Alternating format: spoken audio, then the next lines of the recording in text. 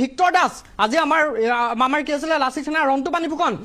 আপোনাৰ কি আছিলে বিকাশ অসম এই যিকেইজন যুৱক তেওঁলোকে জুবিন গাৰ্গৰ যেটা বিষয়টোত বহুত বেছি আচলতে এগ্ৰেছিভ হৈ প্ৰতিবাদ কৰিলে আচলতে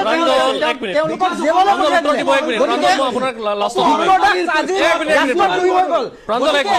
গতিকে অসমৰ মানুহৰ সমস্যা আছে নাই অপহৰণকাৰী নহয় তাতকে ডাঙৰ ডাঙৰ অপহৰণকাৰী বিজেপি দলত আছে আপুনি এজন অসমীয়া খিলঞ্জীয়া মানুহক এনেকে বিজেপিৰ চুট্টলিপিত অপহৰণকাৰী বুলি ক'ব নোৱাৰে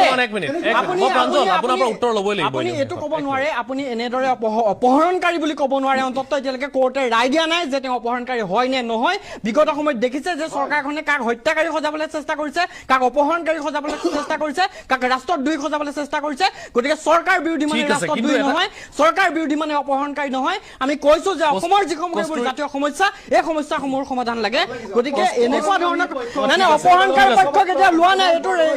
অপহৰণকাৰী বুলি আপুনি ক'ব নোৱাৰে ঠিক আছে চাওক যেতিয়ালৈকে প্ৰমাণ নহয় তেতিয়ালৈকে কোনেও একো অভিযান নাপায় এক মিনিট যেতিয়ালৈকে প্ৰমাণ নহয় তেতিয়ালৈকে কোনেও একো অভিযান নাপায় ঠিক আছে মই এটা বিৰতি লৈছো অনুষ্ঠানৰ শেষ অংশলৈ উভতি আহিম এটা প্ৰশ্নৰ সৈতে